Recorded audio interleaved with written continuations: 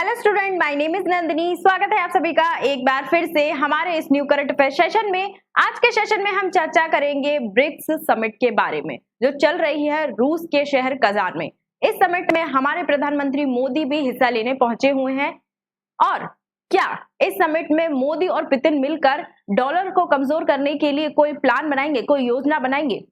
साथ ही हम चर्चा करेंगे कि ऐसा पुतिन के द्वारा क्या कहा गया जिसको लेकर प्रधानमंत्री मोदी खिलखिलाकर हंस उठे, तथा उस तस्वीर पर भी चर्चा करेंगे जिसमें जिनपिंग, मोदी और पुतिन एक फ्रेम में नजर आए। ये जो तस्वीर है बहुत ज्यादा वायरल है, तो इस पर भी हम डिस्कशन करेंगे। उससे पहले मेरी आपसे एक छोटी सी रिक्वेस्ट है, अगर आप हमारे चैनल पर नए हैं तो चैनल को सब्सक्राइब कर लीजिए, वीडियो को लाइक कर दीजिए, क्योंकि जितने लोग भी वीडियोस देखते हैं बहुत कम लोग होते हैं जो चैनल को सब्सक्राइब करते हैं। तो चलिए स्टार्ट करते हैं। ब्रिक्स ऑर्गेनाइजेशन के सदस्य देश काफी टाइम से डॉलर का सब्स्टिट्यूट करेंसी ढूंढने में लगे हुए हैं। वो चाहते हैं कि एक ऐसी करेंसी बन जाए जो डॉलर के डोमिनेंस को कम कर पाए। बेसिकली जो ब्रिक्स संगठन है इसमें ब्राजील, रशिया, इंडिया, चाइना और साउथ अफ्रीका आते हैं।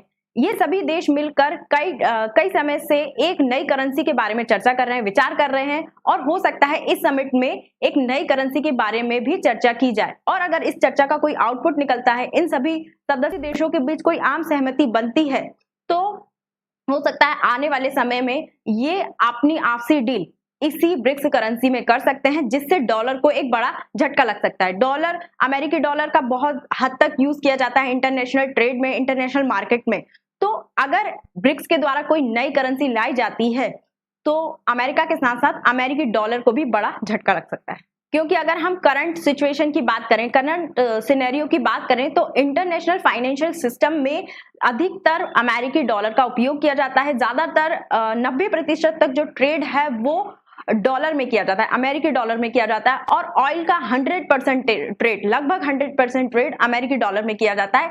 इसीलिए ब्रिक्स करेंसी अमेरिकी डॉलर के लिए एक मुसीबत जैसी हो सकती है, क्योंकि अमेरिकी डॉलर का उपयोग बहुत ज्यादा मात्रा में किया जाता है इंटरनेशनल मार्केट में। इसी कारण जो अमेरिका है वो अलग अलग देशों को अपने सैंक्शंस का डर दिखाता रहता है, तथा इंटरनेशनल मार्केट में डॉलर का डोमिनेंस होने के कारण कई सारी देशों को बहुत सारी समस्याओं का सामना भी करना पड़ता है। इन्हीं सभी समस्याओं के समाधान के लिए ब्रिक्स कंट्रीज एक नई करेंसी पर चर्चा कर रहे हैं। और अमेरिका के खिलाफ इस अभियान में भारत, रूस का साथ चाइना भी दे सकता है। क्यों दे सकता है? इसका सबसे बड़ा कारण यह है कि चाइना और अमेरिका के बीच ट्रेड वॉर चल रही है। ट्रेड वॉर क्या है, इन दोनों के बीच क्यों चल रही है, इस पर एक डिटेल वीडियो मैंने बनाई है। अगर आपने वो वीडियो नहीं देखी है तो उस वीडियो को जाकर आप देख सकते हैं, आपको उसमें अच्छे से समझ में आ जाएगा कि ट्रेड वॉर क्या है।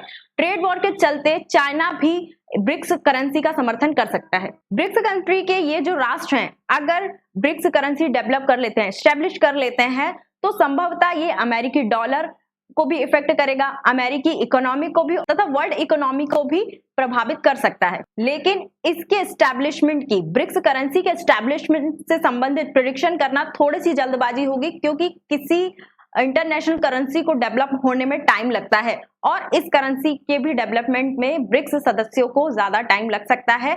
लेकिन हम ये जरूर कह सकते हैं कि इस करेंसी के लिए, ब्रिक्स करेंसी के लिए फिलहाल का जो समय है बहुत ज्यादा अच्छा है। इसके क्या क्या प्रभाव हो सकते हैं निवेशकों पर, तथा इसकी कैपेबिलिटी क्या क्या हो सकती है, उनको जानने के लिए यह समय अच्छा है। अभी तक आपको समझ में आ गया होगा कि जो ब्रिक्स संगठन है वो कहीं ना कहीं जो वेस्टर्न वर्ल्ड है, अमेरिका है, इनसे विरोध में या इनकी शक्तियों को काउंटर करने के लिए स्टैब्लिश हुआ है। और ये सही भी है, क्योंकि जो वेस्टर्न वर्ल्ड है इनके पास अपना खुद का G7 ग्रुप है। G7 ग्रुप में वर्ल्ड की डेवलप्ड कंट्रियां आती हैं, जिनमें अमेरिका, फ्रांस, ये सारे जो सदस्य हैं डेवलप्ड कंट्रियां, इनके नाम शामिल है। तथा काफी हद तक G7 के सदस्य जो हैं वो पूरी दुनिया को इफेक्ट करते रहते हैं तथा उनके प्रति आक्रामक रहते हैं। G7 ग्रुप में किसी और कंट्री को एंट्री भी नहीं देते, जिस वजह से बहुत सारे क्वेश्चंस उठते हैं।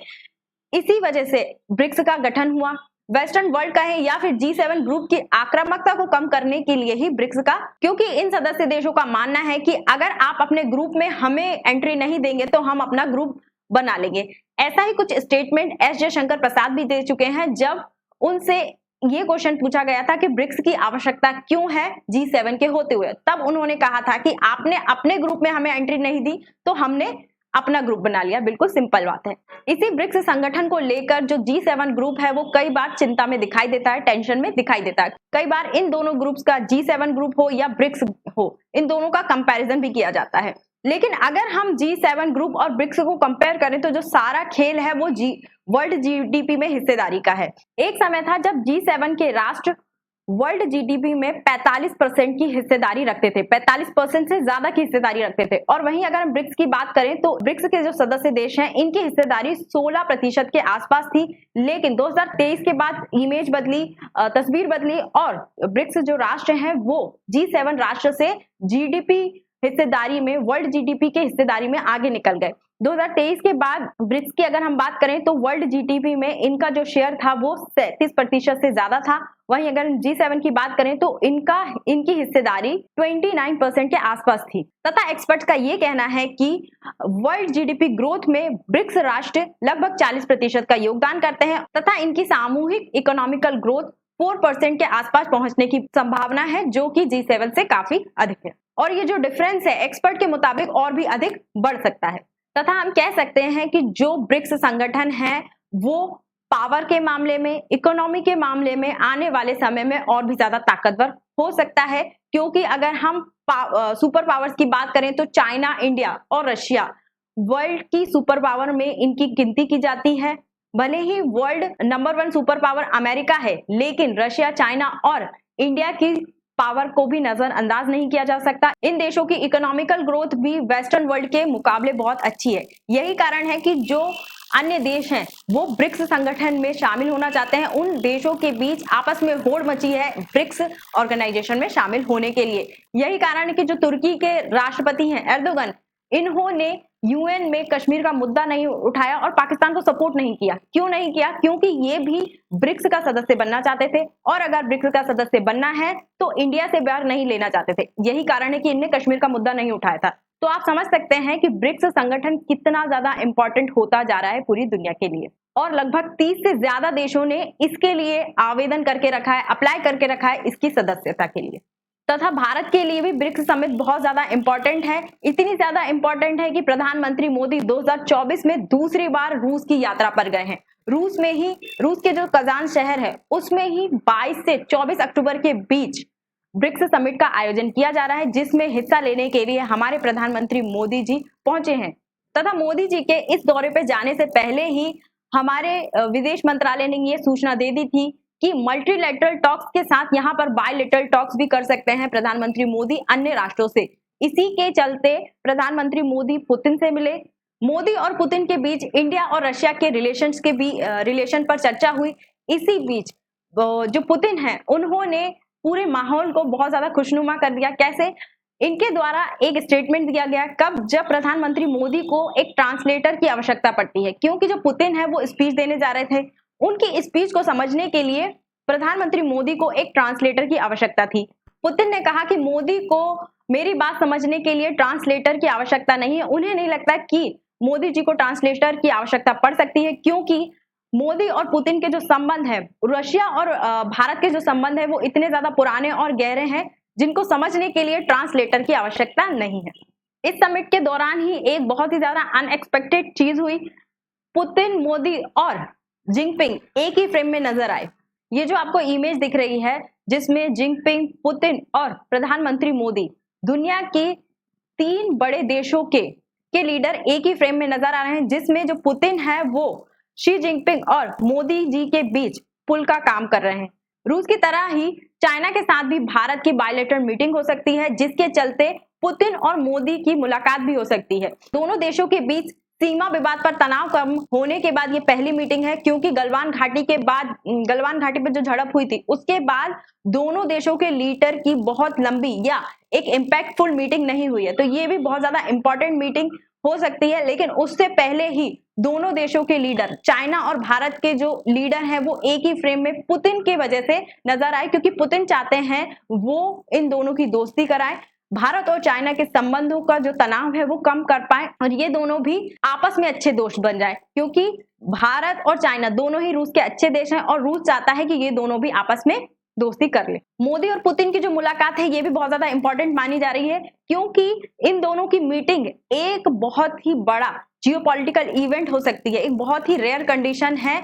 और दोनों देशों के बीच जो एलएसी पर सीमा विवाद को कम करने के लिए दोनों देशों ने जो घोषणा की है, उसको लेकर भी इन दोनों देशों की जो बायलैटरल मीटिंग है वो बहुत ज्यादा इंपॉर्टेंट है। तथा पुतिन का जो भी इंटेंशन है इन दोनों देशों के बीच, भारत चाइना के बीच तनाव को कम करने के लिए, वो नजरअंदाज नहीं किया जा सकता। वो चाहते हैं कि ये दोनों देश आपस में दोस्त बन जाए। इसीलिए जो स्ट्रेटेजिक एनालिस्ट हैं बेलिना साकारोवा, इन्होंने पुतिन को स्ट्रेटेजिक ग्लू कहा है, जिसके चलते एशिया के दो बड़े दिग्गज भारत और चाइना आपस में शक्ति संतुलन करते हैं, क्योंकि दोनों के बीच रणनीतिक होड़ मची रहती है, किसी पोर्ट को लेकर, किसी स्थान को लेकर, हथियारों को लेकर, परमाणु हथियारों को लेकर।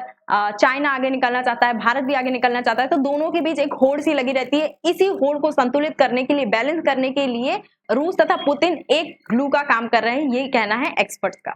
अब हम ब्रिक्स ऑर्गेनाइजेशन से रिलेटेड कुछ इंपॉर्टेंट फैक्ट्स पर चर्चा कर लेते हैं। ब्रिक्स जो ऑर्गेनाइजेशन है, इसकी स्थापना 2006 में की गई थी। कब, किसके द्वारा? ब्राजील, रूस, भारत और चाइना के द्वारा। ये जो 4 देश हैं इसके संस्थापक देश हैं। 2010 में इसमें साउथ अफ्रीका जुड़ गया। जब इसमें साउथ अफ्रीका नहीं जुड़ा था तब इस संगठन का नाम ब्रिक्स था, है ना। साउथ अफ्रीका जुड़ा तो ब्रिक्स हो गया। और अगर हम नए सदस्यों की बात करें तो 2024 तक इसमें 5 नए सदस्य जुड़ चुके हैं, जिसमें मिस्र, इथियोपिया, ईरान, सऊदी अरब, यूएई शामिल है। अर्जेंटीना जो है उसको भी इसमें इनवाइट किया गया था, ब्रिक्स में शामिल होने के लिए इनवाइट किया गया था, लेकिन इसने अपनी जो आवेदन है 2023 में वापस ले लिया। अगर हम मैप में देखें, इस मैप में आपको जो ऑरेंज पार्ट दिख रहा है ये इस संगठन के संस्थापक देश है ना, जिसमें इंडिया, चाइना, रूस और ब्राजील शामिल थे। 2010 में यहाँ पर जो है साउथ अफ्रीका इसमें शामिल हुआ, ठीक है। उसके बाद अभी नए राष्ट्र जो शामिल हुए हैं वो है Saudi Arabia, Egypt, Iran, UAE और इथियोपिया। वहीं अगर आपको ये जो येलो पार्ट दिख रहे हैं ये वो सदस्य हैं जिन्होंने इस संगठन में सदस्यता के लिए अप्लाई किया है। अगर हम ब्रिक्स शब्द का उपयोग की बात करें तो सर्वप्रथम इस शब्द का उपयोग जिम ओनिल ने किया था 2001 में। क्यों किया था? क्योंकि जो इसके संस्थापक देश हैं, जो उसमें इसके संस्थापक देश हैं वो है ब्राजील, रशिया और इंडिया, चाइना। इन कंट्री के नाम का जो फर्स्ट लेटर है उसको मिला के इस संगठन का नाम रखा गया था। बाद में जब 2010 में इसमें साउथ अफ्रीका जुड़ा तो इसमें एस और जुड़ गया, ठीक है। जून 2009 में इस संगठन की पहली मीटिंग हुई थी। तब से लेकर इस साल तक हर एक साल इसकी मीटिंग होती आ रही है। ये जो मीटिंग है, जो अभी जो समिट हो रही है, ये 16वीं समिट है, 16वीं समिट है ब्रिक्स की। इससे पहले 15 बार हो चुकी है। कहाँ हो रही है? रूस के शहर कजान में। अगर हम बात करें कि भारत के लिए ब्रिक्स की क्या इंपॉर्टेंस है, कितना महत्व रखता है भारत के लिए, तो आपको इस बात से पता चल गया होगा कि मोदी जी सेकंड टाइम रूस की यात्रा पर जा रहे हैं। रूस की यात्रा पर गए हुए हैं केवल ब्रिक्स समिट के लिए। और ब्रिक्स ऑर्गेनाइजेशन भारत के लिए इसलिए भी इंपॉर्टेंट है क्योंकि इस ऑर्गेनाइजेशन के माध्यम से भारत अपनी बात को पूरी दुनिया के सामने रख सकता है। और G7 की अगर हम बात करें तो G7 के जो सदस्य हैं वो कई बार भारत और अन्य देशों पर भी हावी होते हैं। उनकी शक्ति को काउंटर करने के लिए भी भारत को ब्रिक्स की आवश्यकता है। और भारत भी ब्रिक्स के लिए बहुत ज्यादा इंपॉर्टेंट है क्योंकि भारत का नाम भी दुनिया की सबसे बड़ी अर्थव्यवस्थाओं में गिना जाता है। यहाँ की जनसंख्या भी ज्यादा है, तो भारत भी बहुत ज्यादा इंपॉर्टेंट है ब्रिक्स के लिए। तथा अगर हम भारत के पक्ष की बात करें तो भारत का मानना है कि जो वर्ल्ड ऑर्गेनाइजेशन है, जैसे संयुक्त राष्ट्र संघ हो या फिर इससे रिलेटेड और भी संघ हो, इनकी जो कार्य प्रणाली है, इनका जो तरीका है समस्या समाधान का, ये पुराना हो चुका है। और अभी की जो समस्याएं हैं उनका समाधान पुराने तरीके से नहीं किया जा सकता। और भारत चाहता है कि इन वर्ल्ड ऑर्गेनाइजेशन में संशोधन किया जाए। लेकिन कई हद तक जो वर्ल्ड कंट्रियां हैं, जो संयुक्त राष्ट्र संघ में पहले से ही स्थायी सदस्य हैं, वो कहीं ना कहीं भारत की इस बात से सहमति नहीं रखती। सहमति रखती भी हैं तो भारत वहां पर स्थायी सदस्य नहीं है, तो उतनी ज्यादा इम्पैक्टफुल भारत की बातें नहीं हो पाती। वहीं अगर हम ब्रिक्स की बात करें तो ब्रिक्स संगठन में भारत एक संस्थापक देश है, उसका स्थायी सदस्य है। यही कारण है कि भारत ब्रिक्स को ज्यादा इंपॉर्टेंट देता है